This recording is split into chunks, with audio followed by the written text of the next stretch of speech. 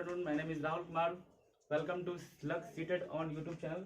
आज मैं आप लोगों को सीटीपी का चैप्टर 4 के बारे में बताने जा रहा हूं, जिसका नाम है सामाजिकरण की प्रक्रिया, सोशलाइजेशन प्रोसेस। तो बताने से पहले मैं कुछ बता दूं कि मेरा एक चैनल है लक सीटेड और यूट्यूब पे, और मैं उसमें सिर्फ सीटेड के ही तैयारी करवाता हूं। और आप लोगों को इस वीडियो से अगर थोड़ा सा भी अगर फायदा हो रहा है, अगर थोड़ा सा भी अगर समझ में आ रहा है, तो प्लीज़ इन्हें लाइक करें, सब्सक्राइब करें और इस वीडियो को शेयर करें, जिससे अन्य बच्चों तक ये जा सके। तो चलिए देर ना करते हुए स्टार्ट करते हैं आज का चैप्टर, सामाजिकरण की प्रक्रिया। तो जैसे कि समाज जो होता है, लोगों का एक समूह होता है, जहाँ पे बहुत सारे लोग होते हैं, वहाँ पे एक समाज का निर्माण हो जाता है। तो हम जाने कि समाज में लोग सामाजिकरण कैसे करते हैं, क्योंकि आप लोगों को अच्छी तरह से पता है कि समाज के बिना आदमी रह नहीं सकता, क्योंकि अकेले तो आदमी रहेगा नहीं।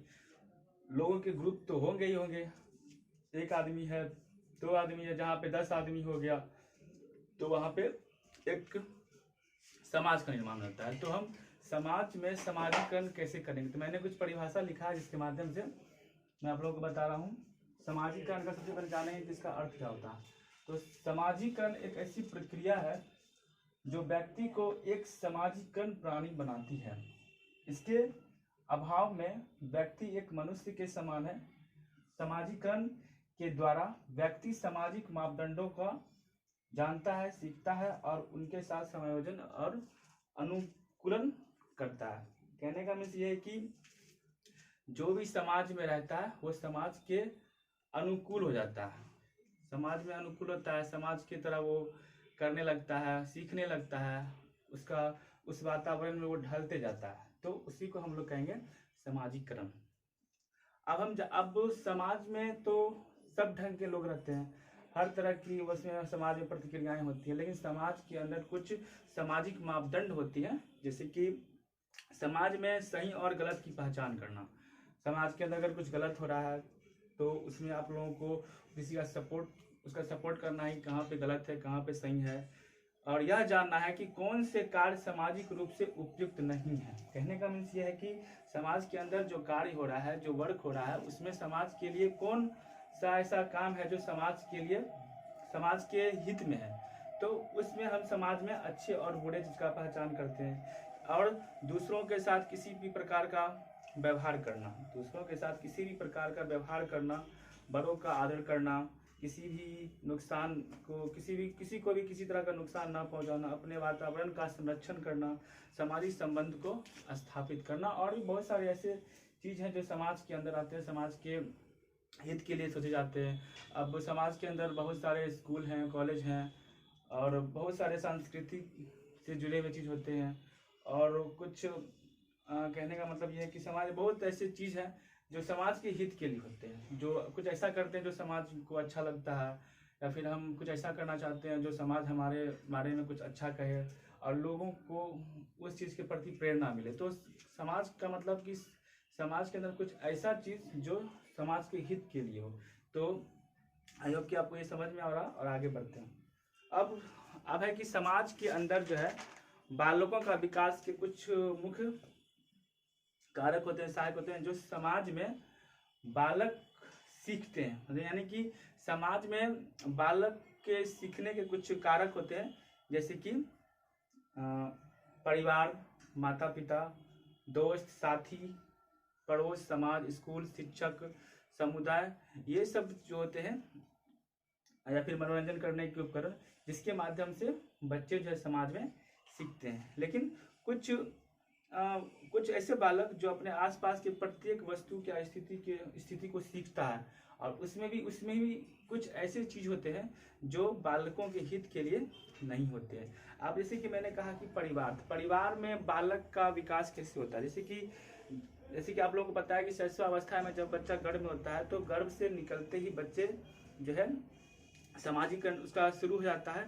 मतलब परिवार इस सामाजिकरण की प्रक्रिया किसी न किसी तरह जो है बच्चों को प्रभावित करती है। इससे परिवार का जैसे कि आकार, माता पिता का आपसी संबंध, उसका दृष्टिकोण, परिवार आर्थिक स्तर, परिवार सामाजिक दशा, सामाजिक परंपराएं, रीति रिवाज, ये सभी जो है बच्चों के विकास के लिए मुख्य कारक होते हैं। अब जैसे कि मैंने बताया आपको स्कूल अब स्कूल के जरिए बच्चे कैसे विकास करते हैं। जैसे परिवार के प्रभाव के पश्चात जब स्कूल का भी बच्चा व्यक्ति पर बहुत गहरा प्रभाव पड़ता है, क्योंकि परिवार से निकलकर अधिकतर समय जो है बच्चे स्कूल में बिताते हैं। क्योंकि बच्चा जब बड़ा हो जाता है तो पूरा का लगभग पूरा टाइम जो है लगभग 8-9 घंटा जो स्कूल में बिताता है।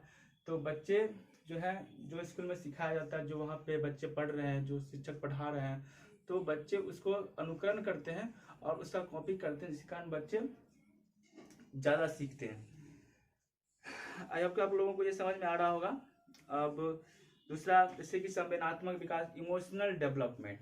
अब इमोशनल डेवलपमेंट के द्वारा बच्चों का विकास कैसे होता है, उसमें बच्चे समाज में इमोशनल के द्वारा बच्चे के प्रति क्या सहायक होता है। जैसे कि सामाजिक विकास का आधार और संवेदनात्मक विकास होता है। सामाजिक विकास का आधार जो होता है वो संवेदनात्मक विकास के द्वारा होता है। सामाजिक और संवेदनात्मक विकास दोनों ही साथ साथ चलते हैं। संवेदनात्मक विकास और सामाजिक, ये दोनों एक दूसरे के पूरक हैं, एक दूसरे के हमेशा साथ चलते हैं। संवेदनात्मक रूप से परिपक्व व्यक्ति सामाजिक रूप से परिपक्व होता है। अतः सामाजिक विकास के लिए बच्चों को सामाजिक विकास पर अत्यधिक ध्यान दिया जाता है। यानी कि कहने का मतलब ये है कि बच्चे जो स्कूल में होते हैं और बच्चे को जो प्रशिक्षण दिया जाता है उसके द्वारा जो बच्चे डेवलपमेंट करते हैं, विकास करते हैं। अब उसमें बहुत सारा शारीरिक बनावट, अब शारीरिक बनावट में बच्चों का क्या मतलब होता है। जैसे शारीरिक विकास जो होता है वो सामाजिक विकास पर अपना प्रभाव छोड़ता है और अस्वस्थ बच्चा कभी भी समाज में स्वस्थ समायोजित नहीं कर सकता, लेकिन एक स्वस्थ बालक जो है समाज में समायोजन कर सकता है हमेशा।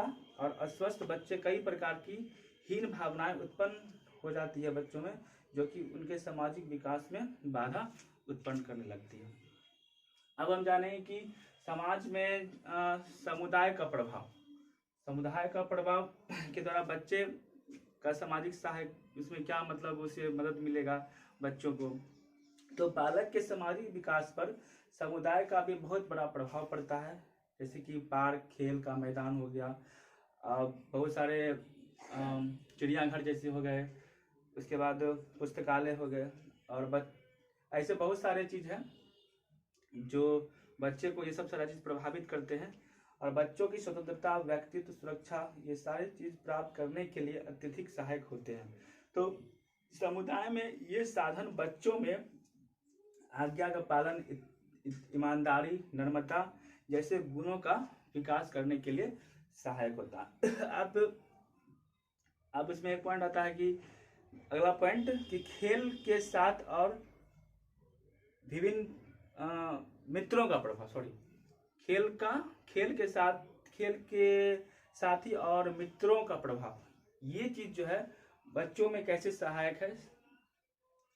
अब जैसे कि प्रारंभ में बच्चे अपने माता पिता की स्वीकृति के बारे में चिंतित रहते हैं, लेकिन स्कूल में प्रवेश के दौरान अपने मित्रों यानी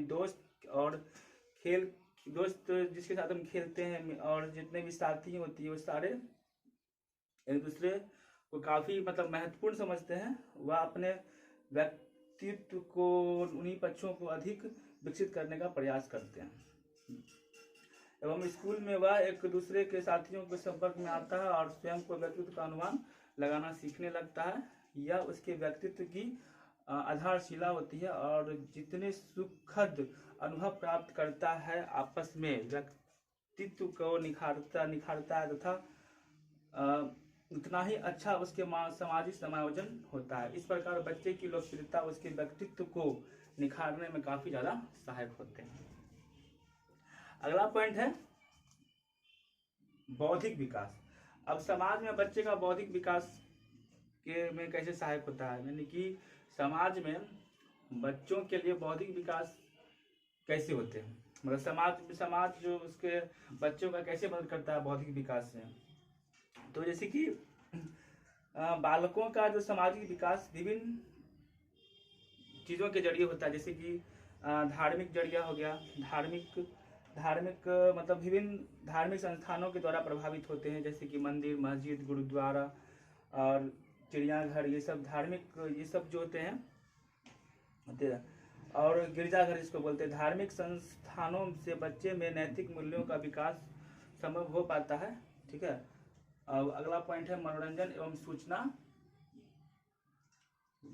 करने वाले साधन। मनोरंजन एवं सूचना करने वाले साधन means of entertainment and information. व्यक्ति के जीवन में मनोरंजन और विभिन्न प्रकार की सूचनाओं का भी बहुत ही ज़्यादा महत्व होता है। मनोरंजन और सूचनाएं प्रदान करने वाले साधनों पर भी नज़र रखा जाता है, जो कि बहुत ज़्यादा अनिवार्य होते हैं। कहने का मीन्स ये है कि समाज में जो खेल कूद होते हैं, जो प्रोग्राम, सांस्कृतिक प्रोग्राम होते हैं, उससे बच्चे काफ़ी ज़्यादा प्रभावित होते हैं और उससे ही बच्चे बहुत कुछ सीखते हैं। अब आस पड़ोस का प्रभाव, यानी कि समाज में जो बच्चे रहते हैं उसमें आस पड़ोस के द्वारा बच्चों का जो विकास कैसे होता है।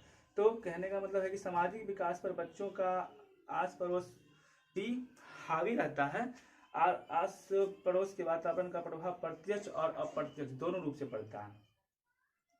और आस पड़ोस द्वारा बच्चों के जीवन के स्तरों का ज्ञान का डेवलपमेंट होता है और उसमें कई सारे कुछ अच्छे भी होते हैं, कुछ बुरे भी होते हैं। जैसे कि दोषपूर्ण आस पड़ोस से बच्चों का समायोजन भी दोषपूर्ण ही होगा। व्यक्तित्व संबंधी कई ऐसी समस्याएं होती हैं जो बच्चे को प्रभावित करती है। कहने का मीन्स है कि समाज में अगर अच्छे के साथ अगर हम अच्छे सीखने की कोशिश कर रहे हैं, अच्छे के साथ हम कोशिश कर रहे हैं कि हम बनाए रहे हैं, अच्छी चीज़ सीखे, तो वो ज़्यादा इफेक्ट करेगा। अगर हम समाज में अगर बुरे चीज़ कर रहे हैं, बुरे लोगों के साथ रह रहे हैं, तो हमारा क्या होता है, व्यक्तित्व जो उसी की ओर खींचने लगता है और हम उसके जैसा अनुकूल हो जाते हैं, वैसा बनने लगते हैं। अब है इसमें माता पिता का कुछ व्यवसाय, मतलब पेरेंट ऑक्यूपेशन। माता पिता का व्यवसाय बच्चों के सामाजिक विकास को भी प्रत्यक्ष एवं प्रत्यक्ष रूप से प्रभावित करता है। अब बाल्यावस्था में प्रारंभिक जो बच्चों में यह प्रभाव जो है काफ़ी आपको देखने को मिलेगा, क्योंकि बालक के पालन पोषण के व्यवसाय का सीधा संबंध होता है, जैसे कि उसका भोजन, कपड़े, खेल का सामान और भी बहुत सारे कुछ होते हैं। तो माता पिता का व्यवसाय बच्चों को सामाजिक सम्मान भी प्रदान करता है। अब भाई बहन का प्रभाव, यानी कि समाज के अंदर जो है भाई बहन का बच्चों के विकास में प्रभाव पड़ता है। अब क्या प्रभाव पड़ता है, तो परिवार में रहते भाई बहन, उनके माता पिता के साथ संबंधों का प्रभाव परिवार में रह रहे बालकों पर बहुत पड़ता है। जैसे कि परिवार का पहला बच्चा माता पिता को बहुत प्यारा लगता है तथा उन पर बहुत आश्रित रहते हैं, उन पर ज़्यादा यकीन करते हैं और मतलब एक नेचुरल उन पर प्यार होता है कि मेरा जो पहला बच्चा उस पर ज़्यादा अट्रैक्शन होता है, अट्रैक्टिव होते हैं माता पिता और उनसे काफ़ी ज़्यादा जो है उम्मीद करने लगते हैं। घर से बाहर रहकर बच्चे स्वयं को सम्मानित नहीं कर पाता है, वह स्वार्थी रहता है। लेकिन जब परिवार में दूसरा बच्चा जैसे ही जन्म लेता है तो वह स्वयं को अनुरक्षित महसूस करने लगता है। और भी बहुत सारे पॉइंट हैं जो समाज में बच्चों के विकास के कारक होते हैं। अब जैसे परिवार का आकार हो गया। अब एक पॉइंट है वंशानुक्रम। वंशानुक्रम क्या होता है कि वंशानुक्रम में बालक को सामाजिक विकास को प्रभावित करने वाला एक महत्वपूर्ण कारक है, क्योंकि हेरिडिटी एक ऐसा चीज़ है, जैसे माता पिता होंगे उसके लक्षण उनके बच्चों में जाता है। तो ये बहुत बड़ा इम्पोर्टेंट है कि अगर उनके माता पिता ज़्यादा उनके पास माइंड है, ज़्यादा वो क्रिएटिव करते हैं, तो उनके जो बच्चे होंगे वो भी उसी तरह क्रिएटिव होंगे। और दूसरा नंबर की एक हेरिडिटी हो गया, एक इन्वायरमेंट यानी कि हेरिडिटी अगर अच्छा है, यानी उनके माता पिता का अनुवांशिकी अगर अच्छा है तो वो अनुवांशिकी यानी कि माता पिता के गुण वो बच्चे में तो जाएंगे ही जाएंगे। और एक जो मेरा अच्छा वातावरण होता है, ये दोनों के सपोर्ट से बच्चे का विकास ज़्यादा अच्छा होता है। अब और कुछ समाज में कुछ ऐसे चीज होते हैं जो हित के लिए नहीं होते हैं। अब आपको ये और कुछ महत्वपूर्ण बिंदु हैं सामाजिकरण से, जैसे कि सामाजिकरण की प्रक्रिया जो होती है वो हमेशा जन्म से ही स्टार्ट होती है, शैशवावस्था से ही शुरू हो जाती है और शैशवावस्था में ही समाज का विकास होने लगता है। बच्चा जो है अनुकरण करने लगता है। सामाजिकरण में माता पिता एवं परिवार की जो भूमिका होती है वो प्राथमिक होती है और द्वितीयक भूमिका जो होती है वो स्कूल, विद्यालय, अड़ोस पड़ोस की होती है। और सबसे अधिक गहन एवं जटिल जो होता है वो समाजीकरण, मतलब सबसे अधिक गहन और जटिल समाजीकरण जो होती है वो किशोरावस्था में ही होती है। तो आई होप कि आपको समाजीकरण की प्रक्रिया समझ में आ रहा होगा। तो मैंने अभी जो पॉइंट आपको बताया, ठीक है, मैं वो पॉइंट लिख देता हूँ, ठीक है, और इसका एक्सप्रेशन मैंने भी आपको बताया।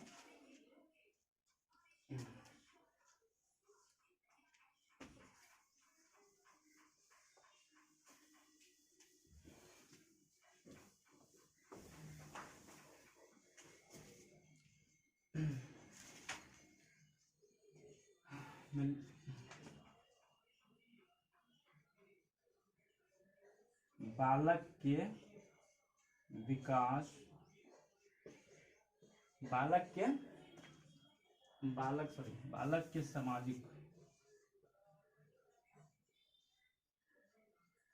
बालक के सामाजिक विकास में, बालक के सामाजिक,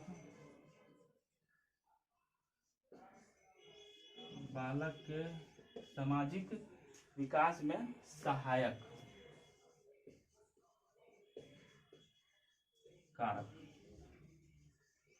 जो मैं अभी आपको बताया हूँ इसके कुछ पॉइंट लिख देता हूँ। जैसे कि मैंने बताया स्कूल, समाज के अंदर स्कूल आता है। और मैंने आपको क्या बताया,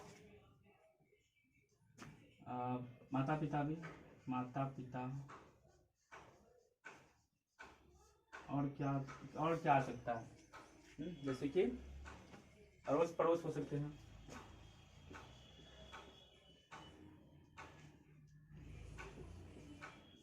अड़ोस पड़ोस, दोस्त हो सकते हैं समाज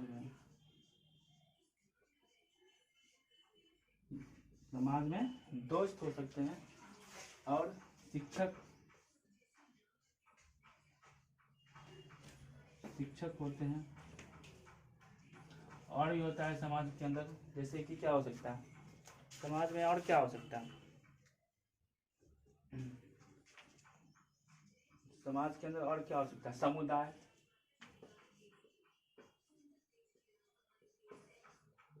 हो सकता है। और क्या हो सकता है, खेल कूद हो सकता है। और क्या हो सकता है, सांस्कृतिक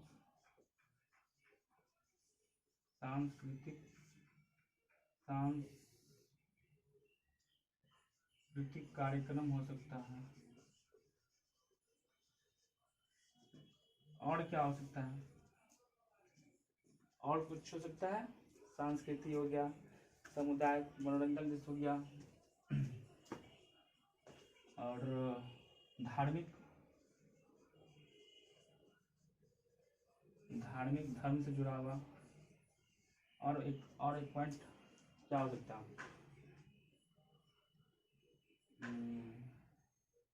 और एक बताइए क्या हो सकता है, सांस्कृतिक कार्यक्रम, धार्मिक, और क्या हो सकता है, एक चीज और,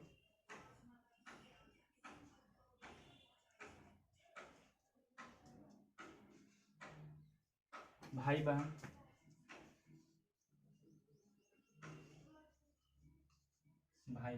ये सब कुछ पॉइंट है। और भी बहुत सारे समाज के अंदर पॉइंट होते हैं जिससे बालकों को सीखने में सहायक होते हैं। तो मैंने आपको इस सब के बारे में अभी कुछ एक्सप्लेन करके मैंने बताया, ठीक है।